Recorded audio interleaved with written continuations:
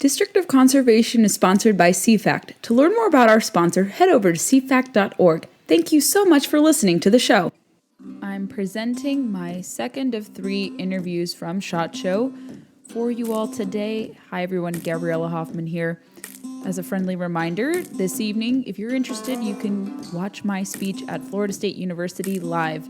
That'll go live around 5:30 p.m. Eastern. If you're just curious, you want to know how I sound in person, you've never heard me deliver a lecture, here's your opportunity to do so. I talked about it in yesterday's episode, but that's a friendly reminder I wanted to push out there before you guys listen to my interview with former Interior Secretary Ryan Zinke, who is running again for Congress in the newly created congressional district in Montana. Zinke previously served as a Montana congressman before now Congressman Matt Rosendale. Zinke served a little bit of time in Congress before President Trump selected him to be the first Montanan to be at the helms of the Department of Interior. This is an interview I've been wanting to get for many, many years, and I'm not exaggerating because of just so much back and forth. Nothing bad, it's just a lot of scheduling. You know how it is if you're trying to schedule a really important interview. But after, I believe it was like 4 or 5 years in the making, I finally have secured an interview with Secretary Zinke, and he and I went into a pretty good discussion about what he did in his tenure, how he feels about the new Interior Secretary and her folks dismantling a lot of the good stuff they did. We talked about national monuments.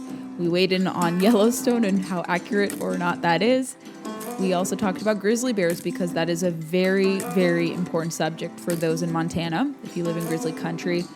We talked about why it would be ill-advised to abandon multiple use management of public lands and so much more. I don't want to reveal everything right now, so we're going to just bring you the podcast. How about that? All right, everyone, here is my exclusive interview with former Interior Secretary Ryan Zinke. Let me know what you think. Hi, everyone. We have another exclusive interview from SHOT Show in Las Vegas. I'm joined by former Interior Secretary Ryan Zinke. He was one of 2 Interior Secretaries at the Department of Interior under President Trump and the Trump administration. I covered extensively what you guys were doing. I got to speak to Secretary Bernhardt on several occasions. So it's finally wonderful to chat with you about what's on your mind, your race and conservation. Great to be with you. Well, I'm a little bit of a cheerleader late because I'm saying to my friends, America's fixable, but we're in trouble. I think most Americans realize that, but it is fixable. It's within our power to fix it, but it's going to take a lot of work, and we have to take back our government, and we have to be accountable and transparent. I don't know of a division, an agency, a department within the federal government that has the full trust and confidence of the American people. And we need to turn that around, hold people accountable. Out west, conservation is a big, big deal. Of course, we're at SHOT Show, where Second Amendment reigns supreme. And the Second Amendment is not about hunting. It's about the ability of an individual to defend himself, his family, and his lifestyle. So that's an important part. Conservation, if you look back in history, Roosevelt, the Clean Air, Clean Water, and Endangered Species Act was all Dick Nixon. And at the base of it is management. In order to be a steward of our public lands and our legacy, it takes management. You can't just let it go, and it should be unacceptable that you have forest fires that are chewing up hundreds of thousands of acres, putting that lives at risk, in some cases loss of life. It's destroying habitat, it's destroying watersheds, and yet you can't remove a tree. And you have the Teddy Roosevelt multiple use management model, and then you have John Muir, just leave it alone. The John Muir model of leave it alone in the wilderness works in some areas, but it can't be the model for all of our public lands because what we're witnessing is a lack of management. And you kind of see that in the Biden Interior Department, actually. the successor to both you and Secretary Bernhardt seems to be moving the department away from that multiple use philosophy. And you kind of hear this chatter of them embracing a public use philosophy, kind of this preservationist, no-touch approach. How do you feel about what they're doing, kind of undoing what you guys did at the Department of Interior? Well, you know, public land belongs to the public, and access is important. And what we're seeing is continuation of shutting roads down, limiting public access. You know, and a lot of Americans are elderly, so you just can't, you know, say, well, we're going to have roadless. Well, you have handicap, you have elderly, you have people that don't have as much mobility as they do, and having an access to our public lands is important because they belong to all of us. And this administration, I think, has the preservation part, but they don't have the recreation use part of the formula. You know, here in SHOT Show, there's a lot of conservations here, but it should be recognized that every time you buy a box of ammunition, a fish hook, tackle, a portion of that goes to conservation. And the best conservationists are those that use the land and understand the importance of it. You know, hunting and fishing and recreating and snowmobiling, and the ranching community. Those are our stewards of our public lands, and they're under assault and attack in many cases.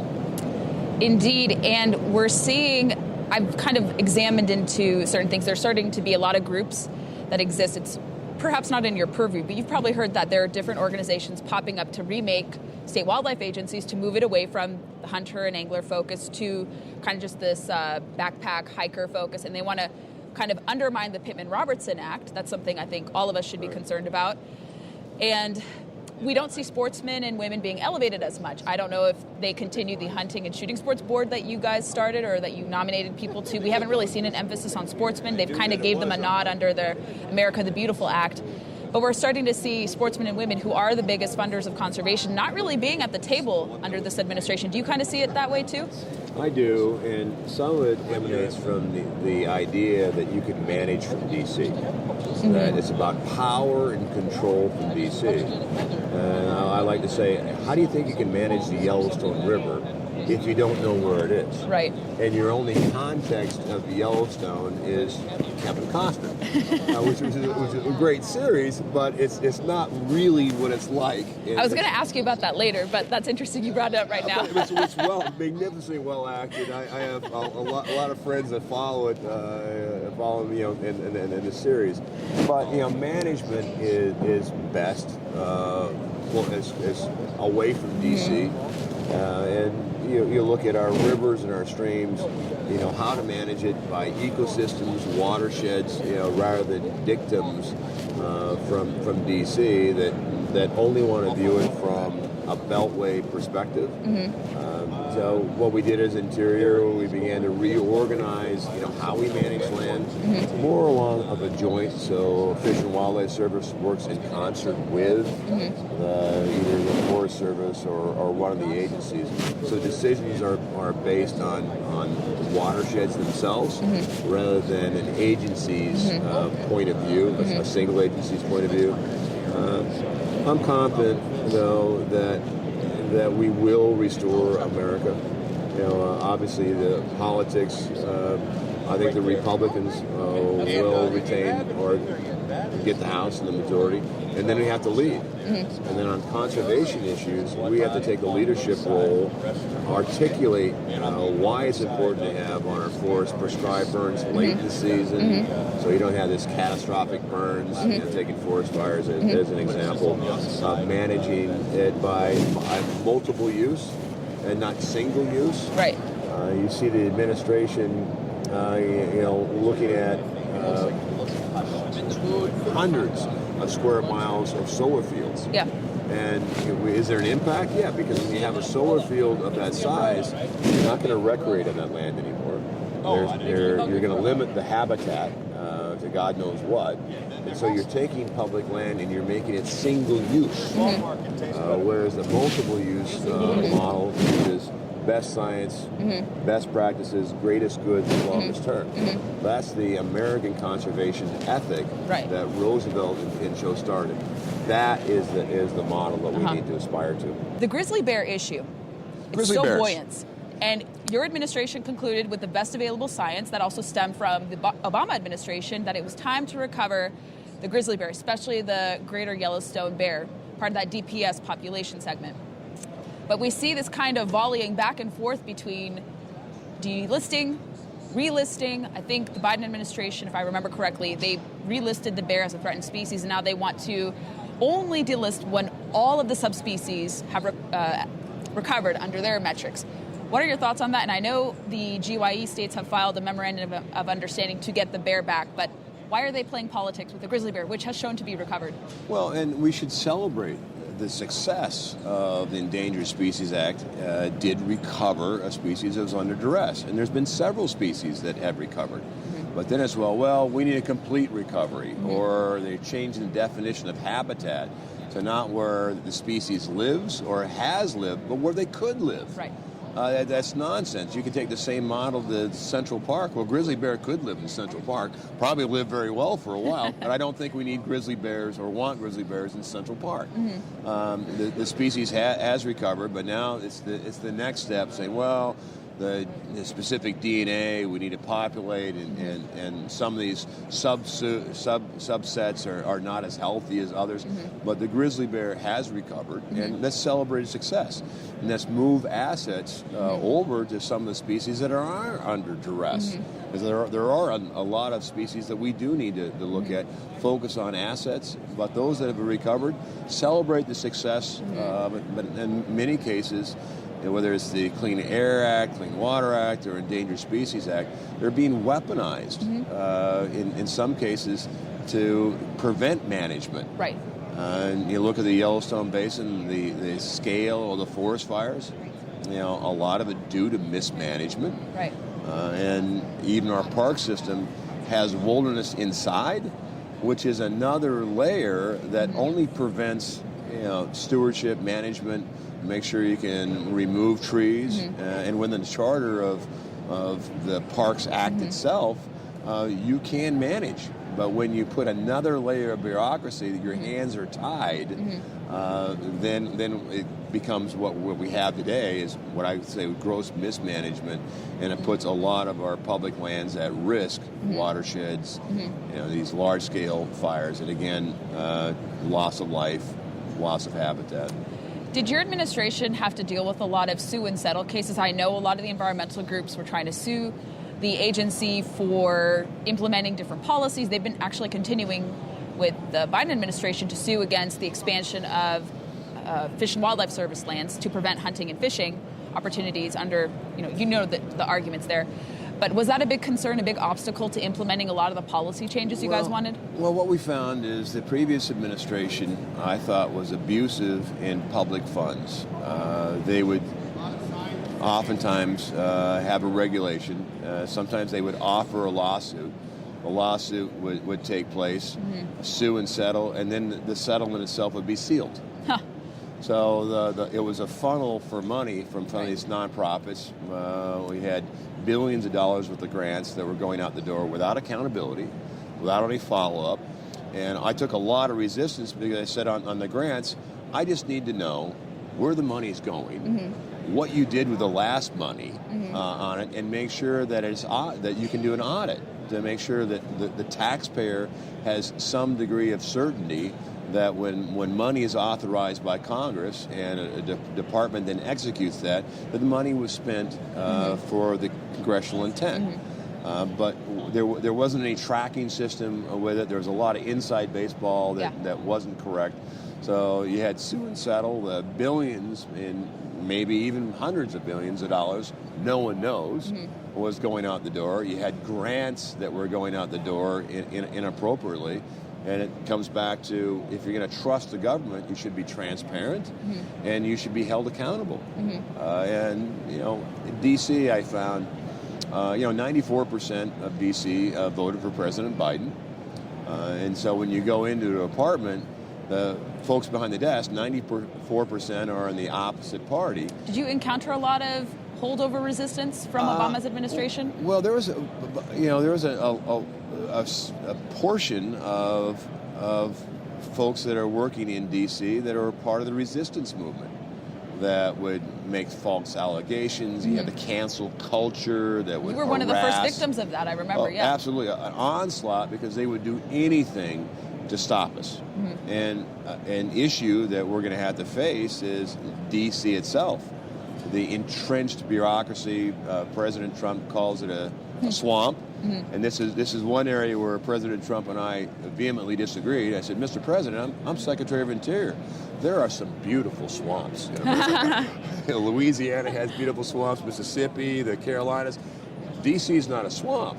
It's a sewer. Because I've already branded it. I think I remembered that, early in your tenure, yes. But a lot of it is how to bring accountability back. And articulate the policies, fairly. But we have a media to a degree that either manipulates or censors or echoes an administration policy. In many ways, the deep state or D.C., the social media that's all emanating from San Francisco, they're one and the same. And there's no difference. So I think American public is figuring it out. That Americans are clever, and eventually, if you lie frequently, wait a minute. This is why we don't trust the institutions of our government, because they haven't been worthy of Americans' trust. Absolutely fixable. But we're going to have to work hard to get it done. An issue that few don't really cover fairly, but I've examined the National Monument issue, and I've tried to offer kind of a sober examination into it. And I remember the Patagonia headline, Trump has killed public lands, or Trump hates public lands, or destroying, I forget the exact phrasing of it, but I remember that billboard and how you guys were all painted as anti-public lands, especially in wake of your review of national monuments. The conclusion of your review didn't eliminate the 3 controversial monuments and placed the 2 in Utah, and I forget if it was the one of the marine ones. Yep. And you guys just shrunk the monuments.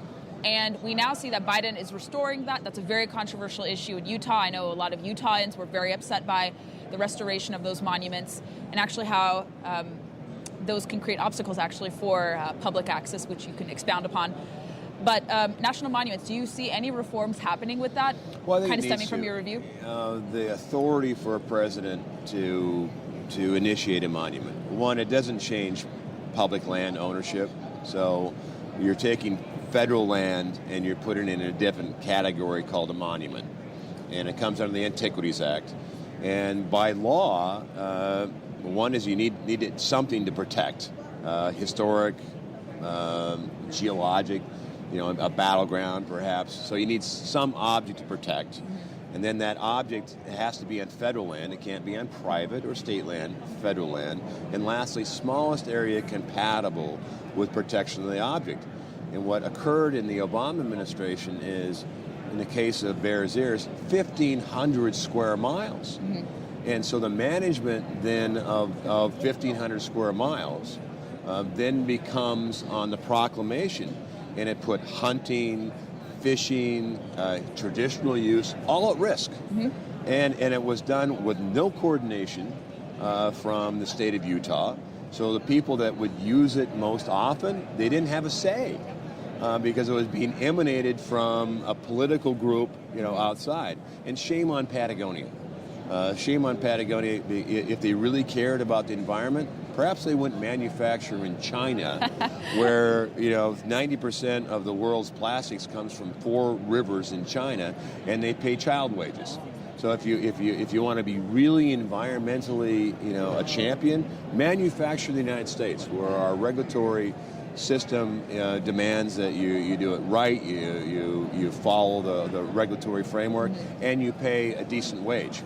But yet you have these green decoys that raise their hand and they lie. They lie to the public, they lie to their constituency, and it's a shame. There wasn't 1 square inch in the review that left public ownership.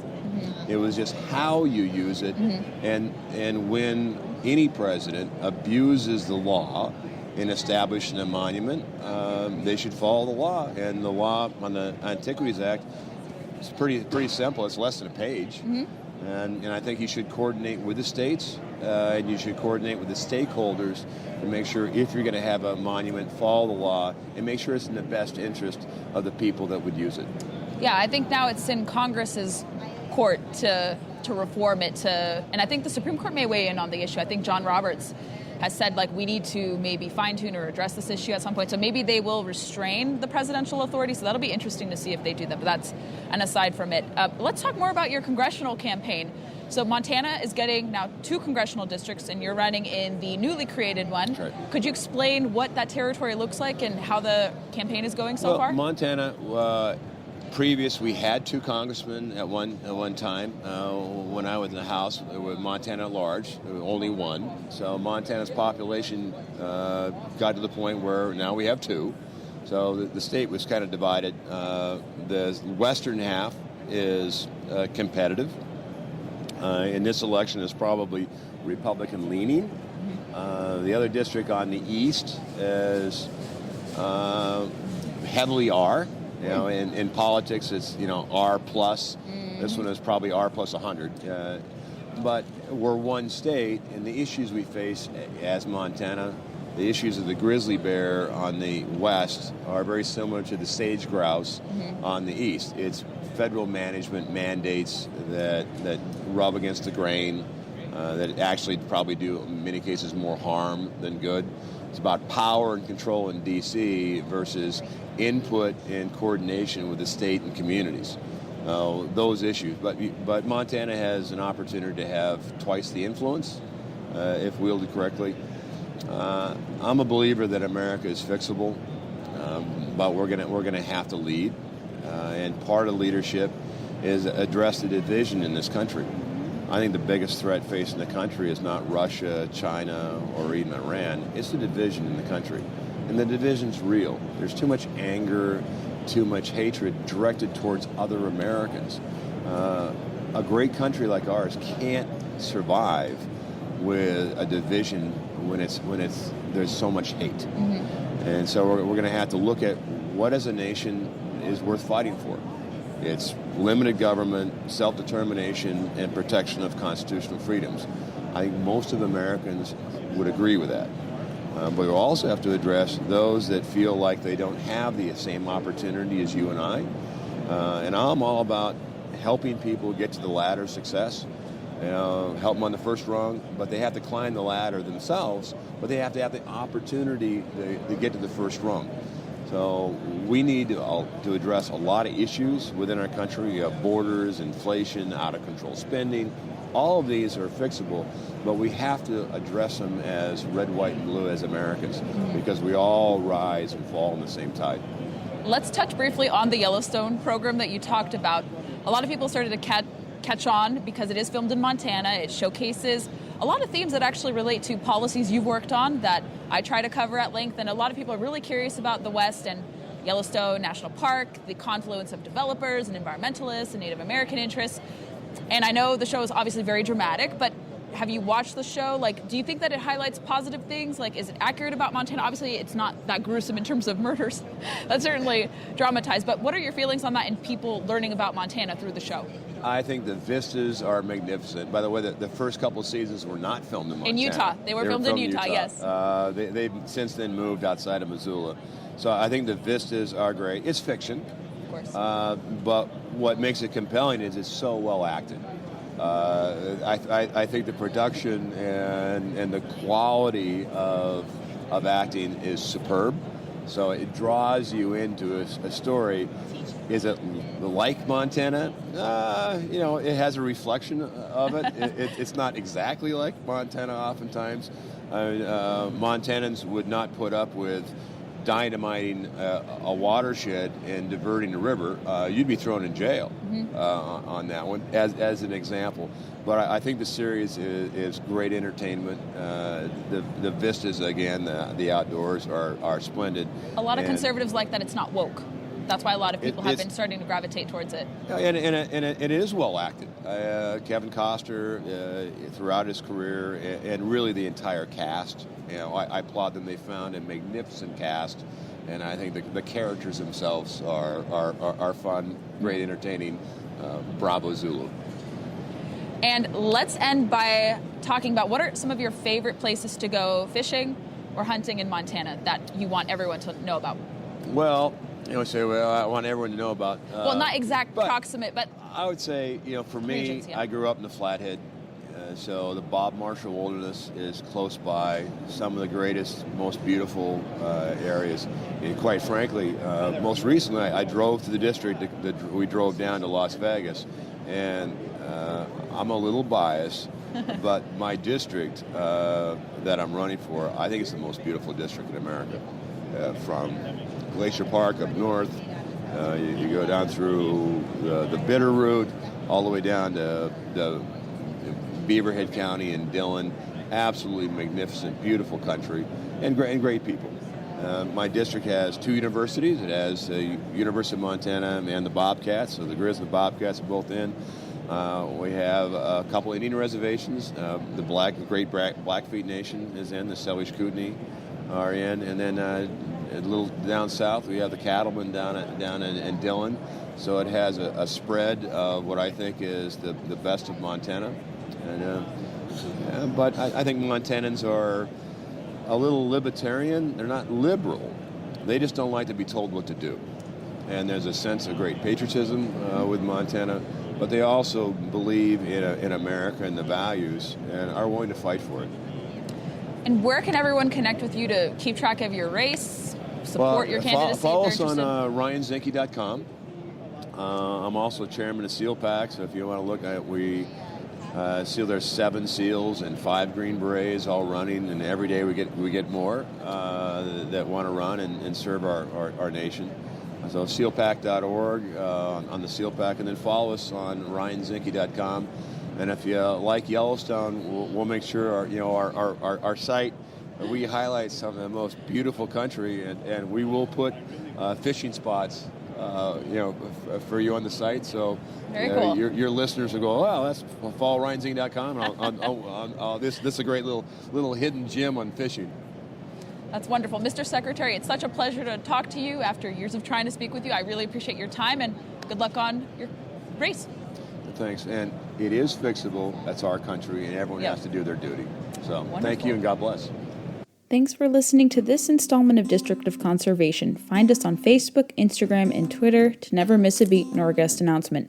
Make sure you're subscribed to us on Apple Podcasts, our highest listening platform, and also find us on Spotify, which is also a popular choice, and wherever podcasts are played. If you ever have any questions, thoughts, concerns, go leave some reviews for us in these respective podcast players, especially Apple. And let us know what you'd like to hear or who you'd like me to interview next. We have much more content ahead in 2022. Thanks for listening, and stay tuned for the next episode.